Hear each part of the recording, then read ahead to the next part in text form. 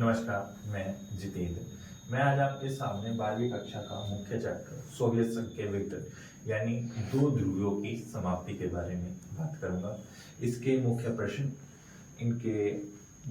प्रश्न जो आपकी परीक्षा में आएंगे और उनसे जुड़े कुछ मुख्य बिंदुओं पर आज हम चर्चा करेंगे। आइए शुरू करते हैं। सोवियत संघ के विघटन। सोवियत संघ के विघटनों की शुरुआत कैसे हुई थी, क्या कहानी थी, क्या किस्से थे जिसके कारण ये चीज घटित हुई, ये जानना छोटी सी समरी में जरूरी है। जैसे सोवियत संघ क्या है, मुख्य पॉइंट, विघटन कैसे हुआ, ये जरूरी बात। सोवियत संघ की शुरुआत 1917 में बोल्शेविक क्रांति द्वारा हुई थी। यूएसएसआर जिसे हम आज के जहन में देखते हैं वो रूस, एक इमेज बनाएगी रूस, वो यूएसएसआर का एक हिस्सा था। आज जो 15 आसपास के उसके पड़ोसी देश है, यूक्रेन, कजाकिस्तान वगैरह, वो सब उसी के हिस्से थे। और 1917 में सबसे पहले यूएसएसआर का जन्म हुआ था। और सोवियत संघ का विघटन क्यों हुआ उससे पहले मैं बता देना चाहूंगा विश्व युद्ध। जी हाँ, इन सब की शुरुआत हुई थी विश्व युद्ध से।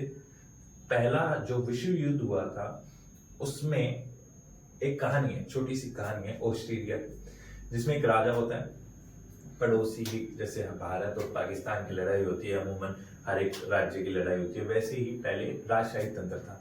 एक राजा कहीं अपने दुश्मन देश के घर गया था, वहाँ खाने पे हम अक्सर जाते हैं, बात करते हैं, खाते पीते हैं, और पीछे प्लानिंग चल रही होती है उसके मर्डर की, उसे मार देते हैं। तो वो कहता है कि भाई जो गुनहगार है उन्हें ढूंढिए, कि हमारे राजा जो है वो मर गए हैं। अब वो ढूंढते हैं तो कहते हैं हम कार्य कर रहे हैं। जैसे भारत के प्रधानमंत्री लाल बहादुर शास्त्री ताशकंद में जाते हैं और उनकी मृत्यु हो जाती है, तो अब हमारे यहाँ के जो नागरिक हैं वो दबाव डालते हैं कि आप उन्हें ढूंढिए, वरना आपकी कस्टडी हमें दे दी, हम अपनी स्पेशल फोर्सेस को भेजेंगे और उन्हें ढूंढ लेंगे। लेकिन वो इस चीज से इनकार करते हैं, डिनाई करते हैं कि नहीं, हम ऐसा नहीं करेंगे। तो जब ये सब चीजें होती हैं तो नॉर्मली ये दोनों पड़ोसी देशों में लड़ाई मच जाती है। जैसे आज गली मोहल्ले में होता है, लड़ाई मच जाती है, वो अपने दोस्त बुलाता है, वो अपने दोस्त बुलाता है, और ऐसे ही करके वर्ल्ड वॉर की शुरुआत हो जाती है। अब जैसे ही वर्ल्ड वॉर की शुरुआत हो जाती है, इसमें सबसे पहले जर्मनी कूदता है। अब जर्मनी के साथ साथ और भी उसके जो दोस्त होते हैं वो कूद जाते हैं और विश्व युद्ध शुरुआत हो जाती है। विश्व युद्ध का अंत होता है दूसरे विश्व युद्ध की शुरुआत जब होती है, जब उस पर बहुत सारे टैक्सेस लगा दिए जाते हैं कि आपकी वजह से जो लड़ाई थी वो शुरू हुई, इसमें हमारा नुकसान हुआ। फ्रांस, अमेरिका और रूस ये सब उस पर हाईली टैक्सेस लगा देते हैं, जिसके कारण ये जब टैक्सेस लग जाते हैं, और नॉर्मली एक गरीब आदमी उसके पास खाने के पैसे नहीं है, प्लस आपने उसके जो रिसोर्सेज है जहाँ से वो कमाता है, जैसे एक ड्राइवर, उसकी गाड़ी आपने छीनी और कह रहे हो पैसे दो, अब गाड़ी चला गई तो वो पैसे देगा, अब उसके पास गाड़ी नहीं है, कमाई का साधन नहीं है, तो कैसे पैसा देगा। और यहाँ हिटलर को आने का मौका मिला। हिटलर के आ जाने के तुरंत बाद हम देखते हैं वर्ल्ड वॉर सेकंड की शुरुआत हो जाती है। दूसरे विश्व युद्ध की शुरुआत के साथ ही जो सोवियत संघ था और अमेरिका था, इसमें दुश्मनी की जो शुरुआत होती है वो परमाणु बम से होती है।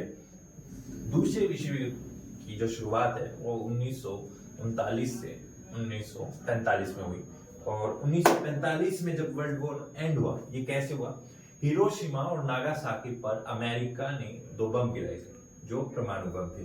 अब नॉर्मली ये दो दोस्त अब आपस में बहुत घनिष्ठ मित्र हैं, जैसे अमेरिका और रूस थे, यूएसएसआर, अब 2 दोस्त खास दोस्त हैं। अब एक आदमी पिस्तौल निकाल के सामने वाले दुश्मन को गोली मार देता है। अब वो कहता है कि अगर आपके पास ये बंदूक थी तो आपने मुझे बताया क्यों नहीं, आप तो मेरे दोस्त हो। बाकी के लोग इस चीज से डर जाते हैं कि इस बंदूक का इस्तेमाल कहीं वो उस पे ना कर दे, मुझ पे भी कर सकता है।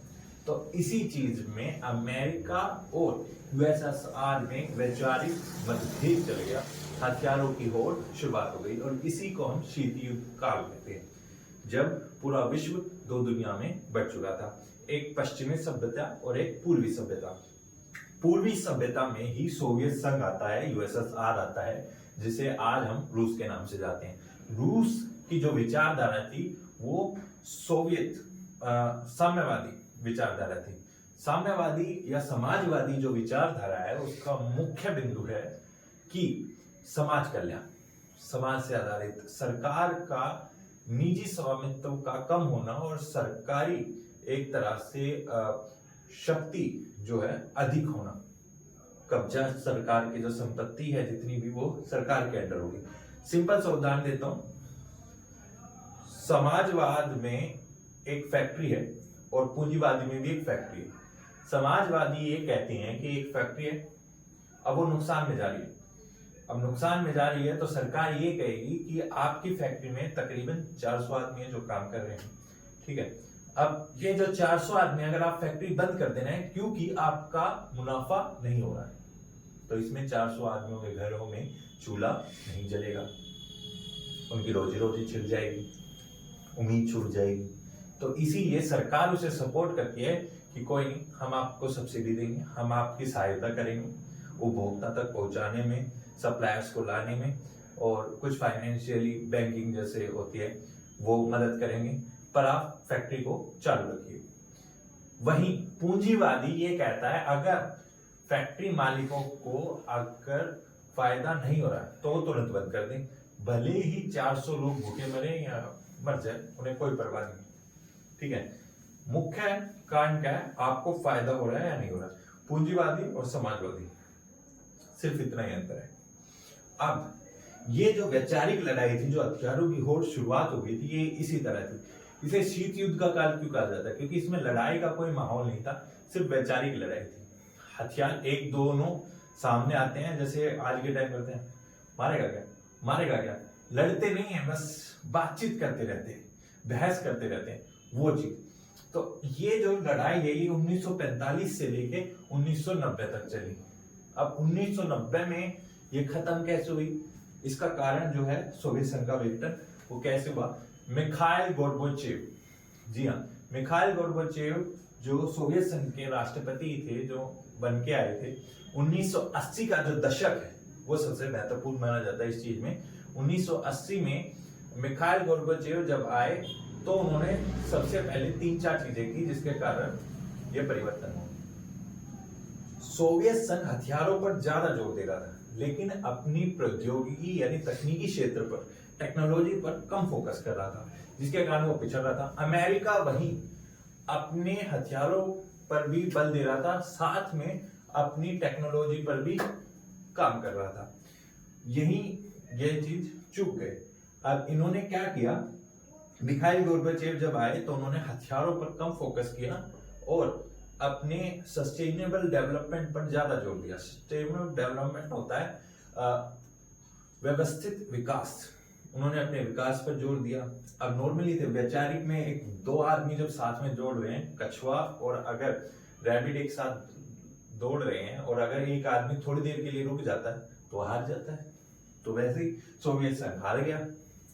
दूसरा जो इन्होंने सुधार किया था वो था ओपन, इन्होंने गेट ओपन कर दिए थे, बाहर की जो कंपनियां थी उन्हें बुला लिया था कि आप कर सकते हो व्यापार वगैरह, थोड़ा वो सुधार के लिए, जिसके कारण अब इनकी जो विचारधारा थी वो हार गई थी। विश्व बैंक के पास अब नॉर्मली जब ये गए तो विश्व बैंकों ने जो शर्तें रखी वो ये थी कि आपको सबसे पहले प्राइवेटलाइजेशन करना होगा।